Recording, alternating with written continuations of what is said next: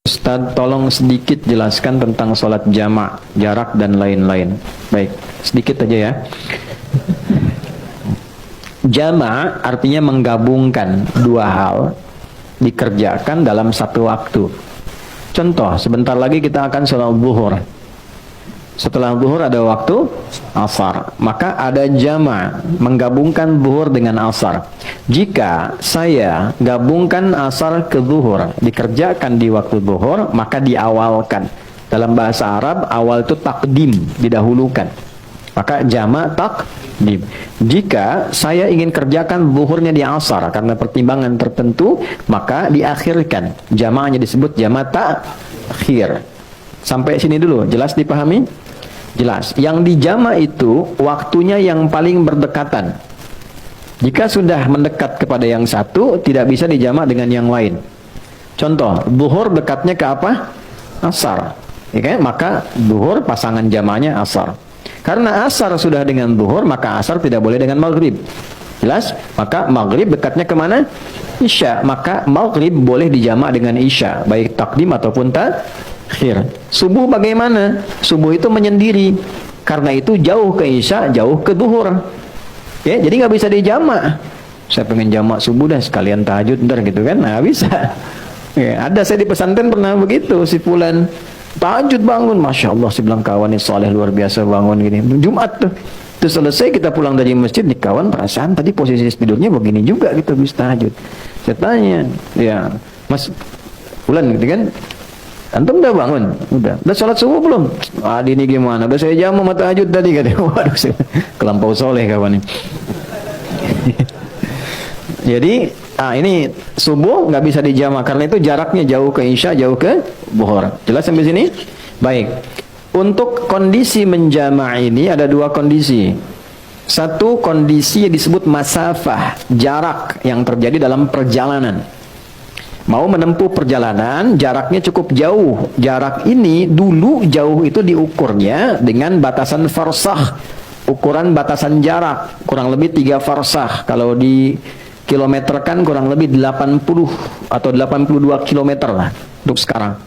Jadi setiap perjalanan yang melewati batas itu dengan jarak itu disebut safar namanya. Ya, kalau dari sini mau ke warung bukan safar, ya itu dah. Kemana akhi? Safar dulu, mana warung depan. Bukan safar. Safar itu minimal jaraknya berapa? 80 atau 82 kilo. Ini masafah. Yang kedua masyaqqah. Ya, masyaqqah bukan masako.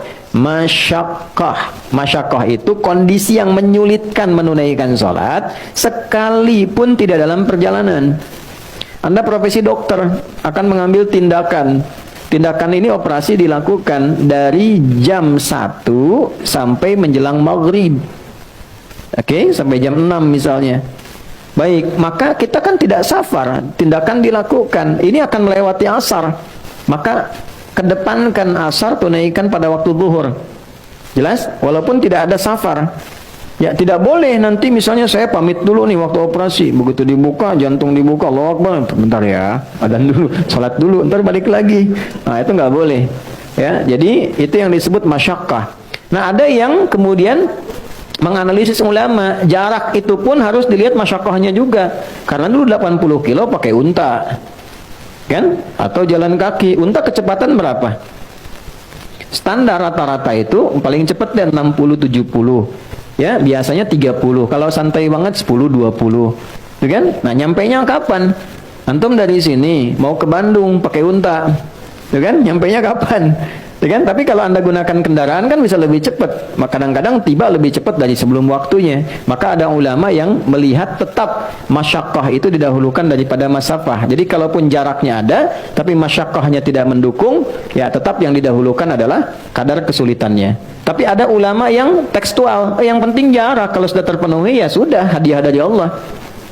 Gitu. Nah, ini tinggal silahkan aja dalilnya ada, mana pilih yang paling gampang. Ya. Ada lagi kondisi yang tidak ada masafah, masyaqqah juga ringan, tapi kondisi cuaca. Misal Anda biasa ke masjid nih, ya jamaah maghrib sudah ke masjid, tiba-tiba mau isya hujan besar begitu, geledeknya di mana-mana, ya kan? Nah, itu boleh dijamak seketika juga. Jamak sama dengan isya, lalu pulang isya nggak ke masjid lagi. Itu sudah masuk, itu sah, boleh dilakukan. Itu ada hadisnya juga yang tersambung dalam riwayat mazhab Maliki, itu dijelaskan dengan sangat detail. Kemudian, kalau zuhur berapa rakaat? 4. Asar berapa rakaat? 4. Kalau saya jama, dahulukan asar, takdim ke zuhur, ditunaikan 4-4. Maka disebutnya namanya jama kamil. Sempurna. 4 rakaat. Jelas ya? Yang kedua, ada kondisi, ini saya sedang nunggu nih pesawat. Saya mau berangkat. Sudah di Halim atau di Soekarno-Hatta, nunggu. Kalau saya paksakan 4, saya ketinggalan pesawat. Ya, maka apa yang terjadi?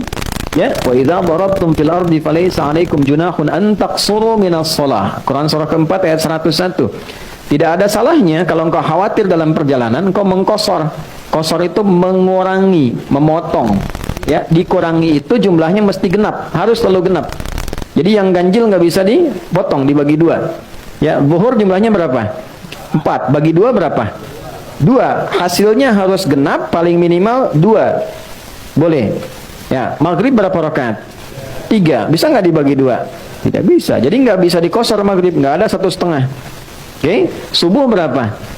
2. Sudah batas minimal, nggak bisa dikosor lagi. Udah 2 dikurangin lagi gitu kan? Nggak bisa.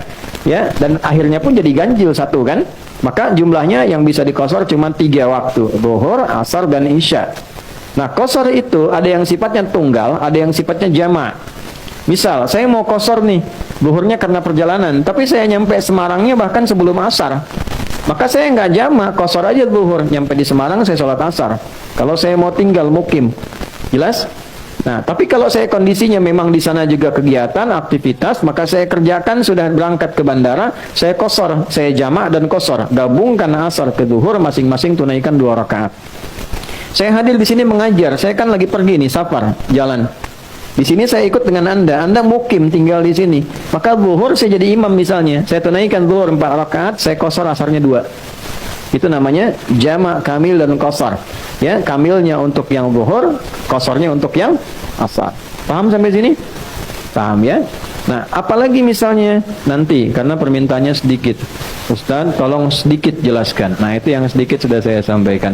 Wallahu a'lam bishawab.